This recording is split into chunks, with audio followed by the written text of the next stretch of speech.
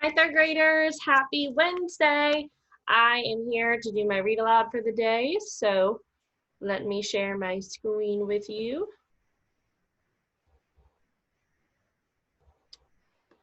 And we are on chapter 3, and it is called Joe. Okay. Joe had curly hair, but he didn't know how much hair he had. He couldn't count that high. In fact, he couldn't count at all. I'm trying to see the bottom here. Okay. When all of the other children went to recess, Mrs. Jules told Joe to wait inside. Joe, she said, how much hair do you have? Joe shrugged his shoulders. A lot, he answered. But how much, Joe? Asked Mrs. Jules. Enough to cover my head, Joe answered. Joe, you are going to have to learn how to count, said Mrs. Jules.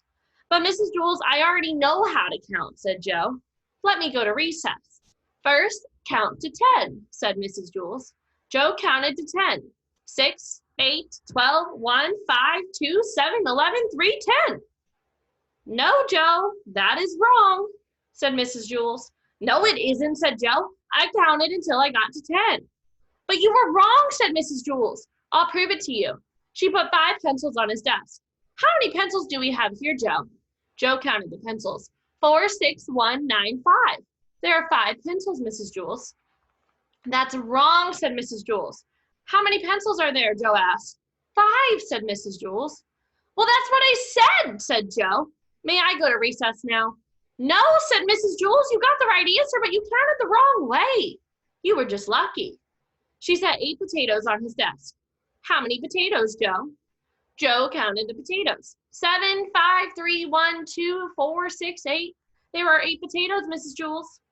No, there are 8, said Mrs. Jules. But that's what I said Joe. May I go to recess now? No, you got the right answer, but you counted the wrong way again. She put 3 books on his desk. Count the books, Joe. Joe counted the books. 1,000, 1,000,000, 3. 3, Mrs. Jules. Correct, said Mrs. Jules. May I go to recess now, Joe said. No, said Mrs. Jules. Well, may I have a potato? Asked Joe. No, listen to me. 1, 2, 3, 4, 5, 6, 7, 8, 9, 10, said Mrs. Jules. Now you say it. 1, 2, 3, 4, 5, 6, 7, 8, 9, 10, said Joe. Very good, said Mrs. Jules. She put 6 erasers on his desk. Now count the erasers, Joe, just the way I showed you. Joe counted the erasers. 1, 2, 3, 4, 5, 6, 7, 8, 9, 10. There are 10, Mrs. Jules. No, said Mrs. Jules. Didn't I count right? Asked Joe.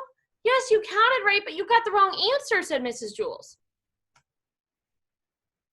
This doesn't make any sense, said Joe. When I count the wrong way, I get the right answer, and when I count the right way, I get the wrong answer. Mrs. Jules hit her head against the wall 5 times.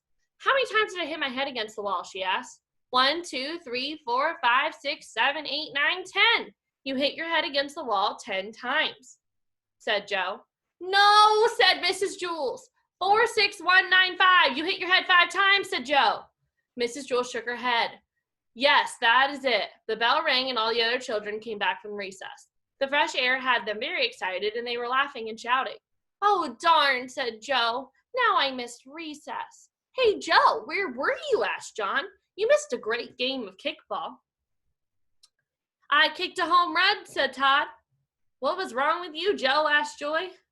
Nothing, said Joe. Mrs. Jules was just trying to teach me how to count. Joy laughed. You mean you don't know how to count?